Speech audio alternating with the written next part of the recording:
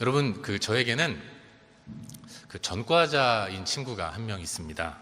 젊은 날 전과자가 된 친구인데, 이 고등학교 2학년 때 이 친구가 이과를 택했다가 고3 때 문과로 전과를 해서 전과자가 된 친구가 한 명 있습니다. 저는 인문계 고등학교를 다녔는데, 인문계 고등학교에서는 문과를 택한 학생들은 제2외국어를 택해야 합니다. 저는 학교가 독일어를 하라고 그래서 독일어를 택해서 공부를 했고, 그래서 여러분 다 아시다시는 그거 데어 데스 댐덴 디 데어 데어 디 다스 데스 이런 거 막 외우면서 한 시절을 보냈던 것 같아요. 근데 저에겐 누나가 한 명 있는데, 저희 누님은 학교에서 불어를 하라고 해서 프랑스어, 불어를 택해서 공부를 했습니다. 근데 흔히들 그런 얘기를 해요. 언어를 배울 때 독일어는 울면서 시작했다가 웃으면서 공부를 한다고 하고, 또 반면에 불어는 웃으면서 시작했다가 울면서 계속해서 공부를 해 나간다, 이런 이야기가 있습니다. 아마도 독일어는 아는 단어도 별로 없고 또 발음도 격하고 투박해서 별로 이렇게 매력을 느끼지 못하는 생소한 언어로만 느껴지는 것 같습니다. 반면에 이 프랑스어는 좀 발음하기도 부드럽고 편안하고 아는 단어도 좀 많잖아요. 봉주르, 세시봉, 그런 거 하면 샹송 같은 것도 이렇게 많이 들었기 때문에 프랑스가 좀 편안하게 느껴지고 만만하게 느껴지는 것 같습니다. 그래서 룰루랄라 시작했다가 이게 아닌가 보다 이러면서 고생하면서 공부하는 분들을 종종 보게 되는 거죠. 제가 지금 독일어와 불어에 대한 이 말씀을 드렸는데, 그렇다면 우리의 신앙생활은 어떨까라는 생각을 해보게 돼요. 우리의 신앙생활은 어렵게 시작해서 웃으면서 진행하는 것인가? 아니면 웃으면서 기쁨으로 시작했다가 울면서 한 걸음 한 걸음 걸어가는 것인가? 이걸 한번 생각해 보게 되는 거죠. 제가 이래봬도 교회를 다닌 횟수가 48년째입니다. 저는 부모님이 다 교회를 다니셔서 뱃속부터 교회를 다녔는데, 그러다가 제가 처음 예수님 만났을 때가 중학교 때 수련회 가서였으니까 나름대로 저는 신앙생활을 꽤 오래 한 거죠.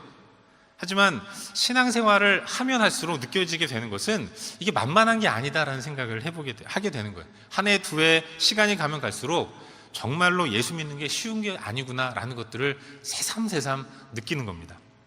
예수님 만났을 때는 좋았죠.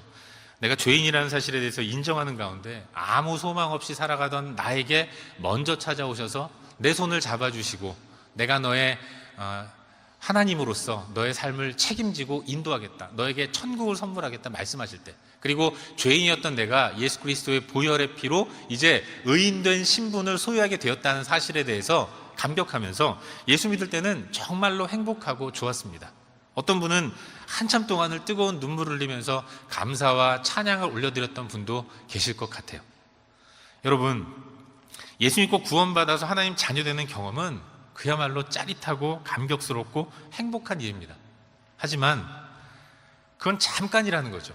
그 이후부터, 예수를 믿고 난 이후부터 시작되는 소위 믿음 생활, 신앙 생활이라는 것, 이것이 정말로 예수 믿을 때 느꼈던 짜릿하고 감격스럽고 행복한 그 느낌을 갖게 만드는 삶의 연속인가?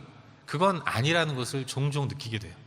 하나님 나라의 시민으로서 이 땅에 발을 딛고 살아가는 우리는 전혀 세계관과 가치관이 다른 삶의 원리로 움직여지는 하나님 나라와 세상 나라를 살아가야 하는 거기 때문에 이 안에서 때로는 내면 세계 충돌도 경험하게 되고, 외부에서 오는 공격과 시련으로 인해서 고통을 느끼는 때도 아주 많이 있는 것입니다. 정말로 심할 때는 그야말로 다 포기하고 또 그냥 예수 안 믿고 싶은 그런 생각이 들 때도 가끔 있는 거죠.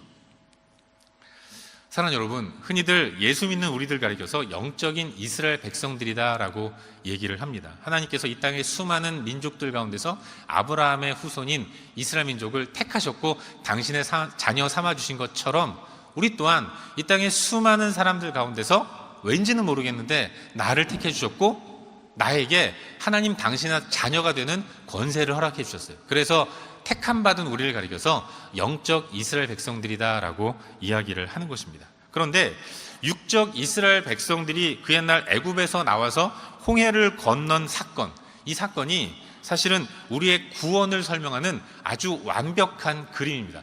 그 옛날 이스라엘 백성, 육적 이스라엘 백성들이 애굽을 나와서 홍해를 건너서 완전한 자유인이 되었던 이 사건이 영적인 하나님의 자녀된 우리가 예수님 만나고 하나님의 자녀된 천국 백성의 삶을 사는 존재가 되었다는 우리의 구원을 의미하고 설명하는 온전한 그림이라는 것을 우리는 기억해야 돼요.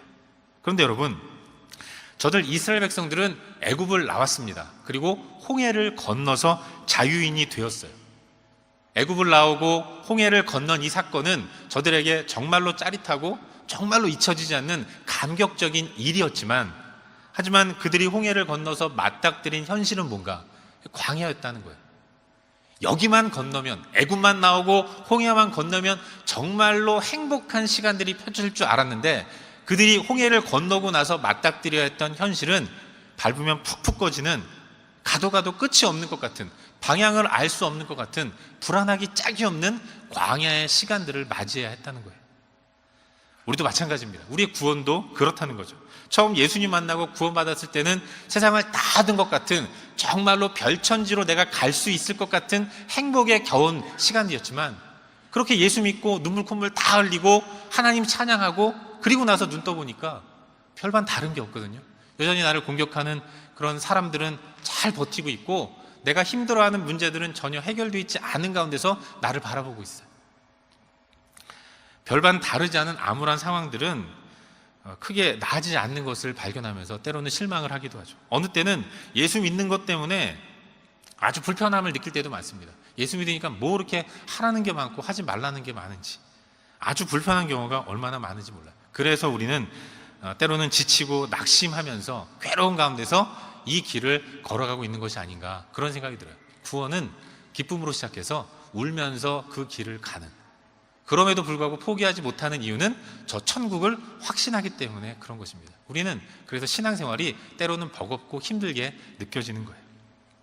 오늘 우리는 민수기 말씀을 본문으로 삼고 하나님 말씀을 묵상하려고 하는데, 민수기는 애굽을 나와서 홍해를 건넌 이스라엘 백성들이 목적지인 가나안을 향해 걸어가는 모습을 보여주고 있는 성경입니다. 민수기라는 책의 제목은 이스라엘 백성의 수를 계수한 책이다라는 뜻에서 붙여진 이름인데, 저들 이스라엘 백성들은 애굽을 나와서 광야의 길을 걸어갔고, 그 안에서 백성들이 행진할 때 얼마나 행진을 하고 있는가 수를 세고 또 진영을 갖추는 내용들을 기록하고 있는 것이 민수기입니다.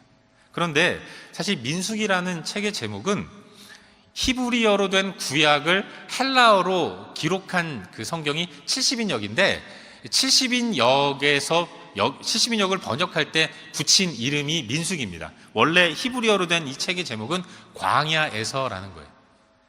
그러니까 이 말은 민수기가 단순히 애굽을 빠져나와서 가나안으로 가는 이스라엘 백성들의 숫자를 계수한 책이 아니라, 홍해를 건너서 자유인이 된 이스라엘 백성들이 가나안으로 가는 여정 가운데 나타났던 모든 일들을 기록해 놓은 책이라고 말할 수 있는 것입니다. 그리고 그런 이유 때문에 이 민수기는 예수를 믿음으로 구원받은 우리가 천국 가는 그날까지 이 땅을 어떻게 살아가야 하는가, 이걸 깨닫게 되는 아주 의미 있는 책이라고 말할 수 있는 것이죠. 오늘 우리는 민수기 2장 전체를 본문으로 삼고 말씀을 나누려고 하는데, 2장 전체 내용은 광야를 행진할 때 이스라엘 백성들이 진영을 갖추는 내용을 소개하고 있습니다. 이스라엘 12지파가 어떻게, 어떤 위치에 서서 이 광야의 길을 걸어가야 하는지를 기록하고 있는 책이에요. 함께 읽은 본문 말씀 1절과 2절을 보시면 하나님께서 모세와 아론에게 명령하십니다. 어떤 명령을 주시는가? 진을 치라라는 명령을 주시는 거예요. 모든 이스라엘 백성들은 각각의 진영의 군기와 또 가문의 기호를 가지고 진을 치되, 회막을 중심으로, 그러니까 회막을 중심으로 동서남북으로 에워싼 모양으로 진영을 갖추고 진을 치라라고 명령하고 계신다는 겁니다. 그러고 나서 회막을 중심으로 동서남북에 각각 어떤 지파가 쓸 것인가, 그리고 그 각 지파의 지휘관은 누가 되어야 하는가, 이런 설명을 덧붙이고 있는 거죠. 먼저는 대표 지파를 얘기합니다. 회막을 중심으로 동쪽에는 유다 지파, 남쪽에는 르우벤, 또 서쪽에는 에브라임, 북쪽에는 단 지파가 서게 만들고, 동쪽의 유다 지파 옆에 또 두 지파, 이사갈과 스불론 지파, 남쪽에는 또 르우벤 지파 옆에 시므온과 갓 지파, 그리고 서쪽에는 에브라임 지파 옆에 므낫세와 베냐민 지파, 그리고 북쪽에는 이 단 지파 옆에 아셀과 납달리 지파가 서도록 명령을 하시죠. 회막을 중심으로 이렇게 동서남북으로 12지파가 둥그렇게 서서 이제 그 대형으로 행진하도록 명령하고 계신 것을 보게 되는 거예요. 레위 지파는 어디 있는가? 레위 지파는 동서남북에 배치된 것이 아니라 회막이 있는 그 가운데, 이스라엘 백성, 이스라엘 지파 가운데서 회막 봉사라는 사람들이었기 때문에 하나님께서 당신 옆에 두시고, 또 그들은 회막을 봉사하는 사명을 감당해야 했기 때문에 군대를 계수하는 숫자를 셀 때는 들지 않도록 하나님께서 명령하신 겁니다. 이런 식으로 진영을 만들었고, 또 행진할 때 선두 지파는 유다 지파였어요. 그러니까 이스라엘의 진영이 행진할 때는 동쪽부터 움직이게 되어 있었던 것입니다. 하나님 이와 같이 명령을 하셨고, 34절을 보면 이스라엘 자손들이 여호와께서 모세에게 명령하신 대로 다 준행했다라고 기록하고 있습니다. 하나님께서 명령하신 것, 진을 치라라는 명령을 또 말씀하신 내용대로 잘 갖추었다라는 것을 기록하고 있는 것이죠. 이것이 오늘 우리가 살펴보려고 하는 본문의 전체적인 내용이고, 이 내용 가운데서 두 가지 정도 함께 묵상하는 가운데 우리에게 주신 도전을 나누기로 합니다. 먼저 생각해 볼 것이 있는데, 여러분, 오늘 본문은 말씀드렸듯이 이스라엘 백성들의 광야 생활 가운데서 행진을 위한 자리를 잡는 모습을 보여주고 있습니다.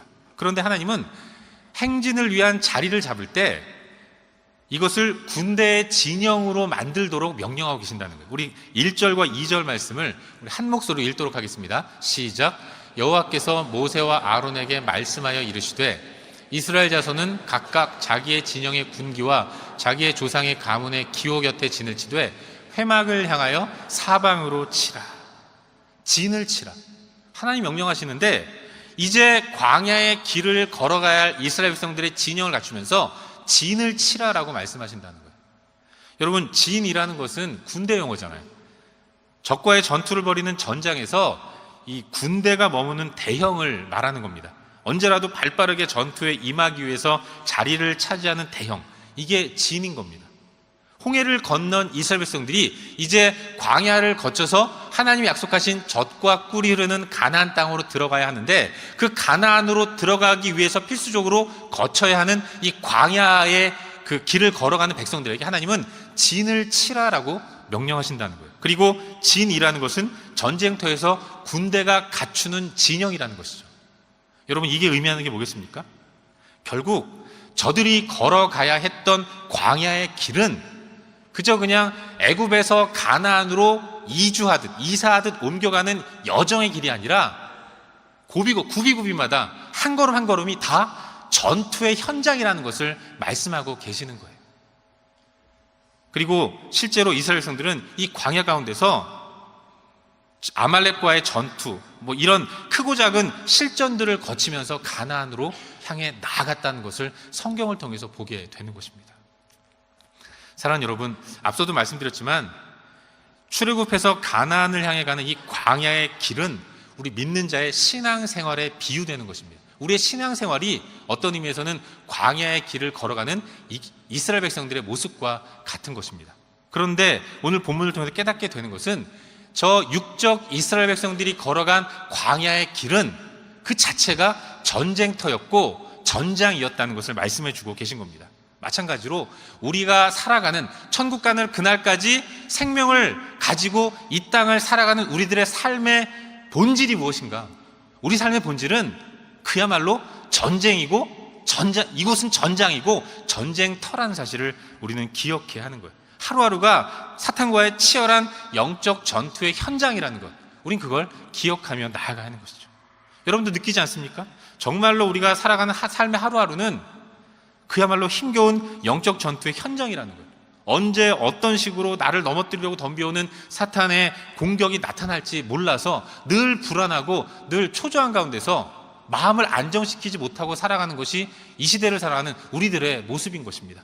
예수 믿으면 편안할 줄 알았는데 예수 믿으니까 치열하다는 것이 더 많이 느껴지는 겁니다. 그래서 늘 불안한 거죠. 그렇게 천사 같던 이 자녀들이 꼭 믿음 생활 좀 제대로 해보려면 사고를 치는 거 아닙니까? 제자 훈련하면 그런 고백하는 분들이 많아요. 평소에 제자 훈련하기 전에는 그렇게 나를 사랑해 주었던 아내가 그렇게도 바가지를 많이 긁는다고, 그렇게 인자하던 남편이 계속 딴지를 걸고, 그래서 한번 화를 내면 너 그러려면 제자 훈련 하지 마, 이렇게 핍박하는 일들이 많이 있다는 거죠. 자꾸만 흔들고 넘어뜨리려고 하는 사탄의 공격이 지속적으로 일어난다는 것, 그게 우리가 살아가는 삶의 현장인 것입니다. 어떤 분이 이런 말을 하시는 것을 가끔 듣는데 간증을 들었다는 겁니다. 목사님, 어떤 분이 간증하는 걸 들었는데요, 그분은 예수 믿고 은혜 받아서 모든 문제가 다 풀렸다고 하더라고요. 대박이 나서 사업이 엄청 잘 됐고요, 그 공부도 못하던 그 아이가 UNSW 의대 법대 갔습니다. 이런 얘기 하시는 분들이 간혹 있어요. 물론 그런 사람도 있죠. 제 마음 가운데도 제 인생에도 그런 일이 일어났으면 좋겠습니다. 하지만 그게 일반적인 일은 아니라는 거예요. 여러분, 그게 일반적인 일이라면 왜 그걸 간증이라고 여러 사람 모아놓고 하겠습니까? 그건 별로 일어나지 않는, 가능성이 희박한 일이라는 거예요. 이런 말씀 드려 죄송합니다만, 아시다시피 저희 집안은 금은방을 하셨잖아요. 어릴 때 부유하게, 재벌은 아니었지만 부족하지 않게 살았는데, 그런 저희 집안의 가세가 기운 때가 언제였는지 아십니까? 제가 신학교 가서 목회하기로 결정했던 때였어요. 그때부터 쭉 무너지더라고요. 물론 이 또한 일반적인 것은 아닙니다. 어느 땐 그런 생각도 솔직히 들었어요. 내가 우리 집을 망하게 한 거구나, 이런 생각도 드는 거죠. 사랑하는 여러분, 우리가 반드시 기억해야 할 것은 예수 믿고 구원받은 우리들의 이 땅에서의 삶, 천국 가기 전까지의 땅에서의 삶은 이것 자체가, 신앙생활 자체가 치열한 영적 전투의 현장이라는 것입니다. 그리고 그 전쟁터 안에 제가 있고 여러분이 있고 우리가 있는 거예요. 그렇다면 우리는 누구입니까? 이 전쟁을 치열하게 싸워 나가야 할 군사라는 것, 우리는 군사라는 사실을 반드시 기억해야 하는 거예요. 그리고 또 하나 감사한 것은, 여러분 본문 1절 말씀을 보십시오. 여호와께서 말씀하여 이르시되, 하나님 명령하셨습니다. 진을 치라. 그런데 진을 치라, 군대의 진영을 만들라, 너는 군사다 라고 말씀하시는 분이 누구인가? 그분이 바로 하나님이라는 겁니다. 우리를 전쟁터로 몰아넣은 분, 우리를 군대 삼으시고 군사 삼으셔서 그 전쟁을 치르도록 인도하시는 분, 그분이 바로 여호와 하나님이라는 것, 우린 그걸 기억해야 하는 거예요. 우리를 이렇게 인도하신 분이 하나님이라면 그 하나님은 우리의 총사령관이 되셔서, 우리의 대장이 되셔서 우리가 어떻게 싸워야 할 것지를 말씀하시는 가운데 우리를 인도하신다는 것, 우린 그걸 기억해야 하는 거예요. 여러분, 민수기 전체의 구성을 보더라도 잘 알 수 있는데, 민수기 1장부터 21장까지는 이스라엘이 가나안의 코앞인 모압 평지에 도착할 때까지의 내용을 기록하고 있습니다. 그런데 1장부터 22장까지는 각 장마다 대부분이 본문 1절 말씀과 같이 여호와께서 말씀하여 이르시되 라는 문구로 시작하는 것을 보게 돼요. 그런데 의미심장한 것은 이 여호와께서 말씀하셨다, 여호와께서 이르시되 라는 말이 등장하지 않는 11장, 12장, 14장, 16장, 20장은 다 한결같이 이스라엘의 패역한 모습을 다루고 있다는 겁니다. 전쟁터에서 하나님의 말씀이 없을 때, 정확히 말하면 하나님의 지시가 없을 때는 이스라엘은 패역한 그런 길로 나아갈 수밖에 없다는 거예요. 묵시가 없으면 백성이 방자히 행하는 것이고, 그런 가운데서 승리는 요원하다는 것이죠. 결국 이 영적 전투의 현장을 살아가는 우리들은 우리의 중앙에 계시는, 우리와 함께 하시는 그 하나님이, 우리를 구원하셔서 영적 전투의 삶으로 인도하신 하나님이 우리의 대장 되신다는 사실을 인정하는 가운데, 그분이 말씀하신 대로, 그분이 지시하시는 대로 순종하며 나아갈 때에 영적 전투에서 승리하는 믿음의 삶을 살 수가 있게 되는 것입니다. 여러분, 그래서 말씀을 봐야 되는, 그래서 주 앞에 엎드려야 하는 것이고, 우리의 삶이 매일매일 예배의 삶이 되어야 하는 이유는 천국 가는 그날까지 우리가 치러야 할 영적 전투를 승리로 이끌어야 하기 때문에 그런 것입니다. 사랑하는 성도 여러분, 영적 전투를 치러나가는 성도 여러분, 여러분 가운데 대장은 하나님이심을 인정하는 가운데 그분께 엎드리는, 그분께 의탁하는 그런 삶을 살 수 있기를 주의 이름으로 축원합니다. 그래서 우리의 삶이 날마다 승리하는 귀한 삶이 될 수 있기를 다시 한번 주의 이름으로 축원합니다. 한 가지만 더 묵상하기를 바라는데요, 오늘 말씀 가운데서 특별히 민수기 2장 17절 말씀을 한 목소리로 함께 읽도록 하겠습니다. 시작. 그 다음에 회막이 레위인의 진영과 함께 모든 진영의 중앙에 있어 행진하되, 그들의 진친 순서대로 각 사람은 자기의 위치에서 자기들의 길을 따라 앞으로 행진할지니라. 아멘. 이 17절 말씀은 회막의 위치에 대해 설명해 주고 있는 말씀입니다. 회막이 어디 있는가? 회막이 어디 있습니까? 중앙에. 모든 진영의 중앙에 있어. 회막은 동서남북으로 진친 이스라엘의 한가운데 있다는 것을 말씀해 주고 있어요. 여러분, 이 중앙에라는 단어가 나오는데 성경에서 중앙이라는 단어는 보통 하나님의 임재의 위치로 많이 쓰입니다. 하나님의 위치, 그게 중앙이고 그게 가운데라는 것을 의미하는 거예요. 여러분, 이스라엘 진영의 중앙에 무엇이 있습니까? 회막이 있죠. 회막은 하나님을 상징하는 겁니다. 결국 하나님이 저들 이스라엘 백성들의 중앙에, 가운데에 계신다는 것을 말씀하고 있는 거예요.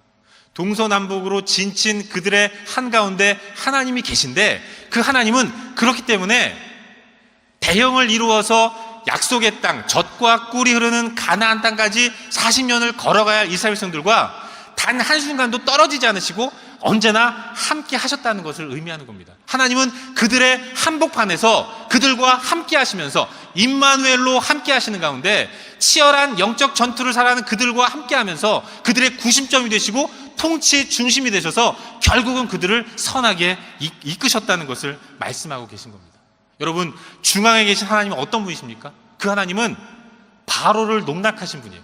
세상 권력의 최고봉이라고 할 수 있는 이집트의 왕 파라오, 그 파라오를 가지고 노신 분입니다. 여러분, 이스라엘 백성들이 애굽에서 종 노릇할 때 하나님 모세를 보내셔서 애굽에 10가지 재앙을 내리셨는데 그 10가지의 재앙은 하나님이 바로를 농락한 겁니다. 그 바로는 세상 권력의 중심이에요.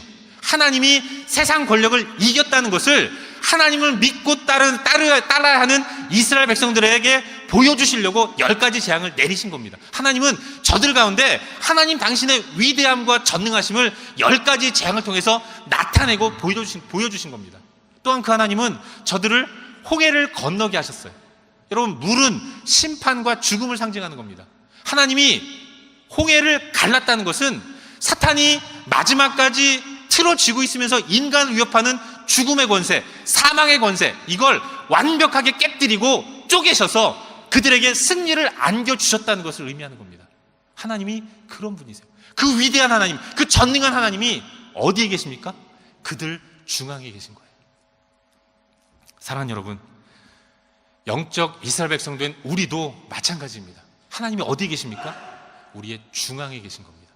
우리의 중앙에 계시고 가운데 계셔서 주님 오시는 그날까지 우리가 마땅히 걸어가고 들어가야 할, 최종적으로 성취해야 할 그 천국을 완벽하게 이루도록, 들어가도록, 입성하도록 우리를 인도해 주실 것입니다. 주님은 떠나지 않으시고 항상 우리와 함께 하시는 거예요. 여러분의 마음의 중앙에 계셔서 여러분들을 인도하실 것이고, 여러분의 가정 가운데 함께 하셔서 여러분을 선하게 이끌어 가실 것입니다. 하나님은 공동체, 이 시드니세븐 장로교와 늘 함께 하시면서 공동체의 중앙에 계셔서 왕으로서 이 길을 인도하실 거라고 믿습니다. 그래서 두려워할 필요가 없는 것이죠. 여러분, 하나님이 함께 하실 때 이스라엘은 항상 승리했어요. 하지만 하나님의 영광이 떠났을 때, 더 이상 하나님이 저들과 함께 하지 않을 때 그들은 여지없이 패할 수밖에 없었던 겁니다. 하나님과 진실한 교제를 나눈 가운데 우리의 중심에 계신 하나님과 친밀한 교제를 나눌 때 우리가 치러내야 할 영적 전투에서 날마다 승리하는 삶을 살게 될 줄로 믿습니다. 바라기는 주 예수 그리스도를 믿어서 구원받고 하나님의 자녀된 저와 여러분, 우리 모두의 삶이 하나님을 중앙에 모시고 나아가는 복된 삶이 될 수 있기를 바랍니다.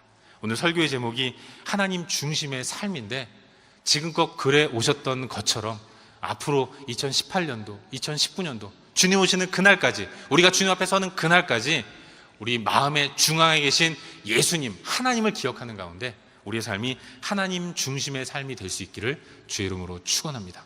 기도하겠습니다.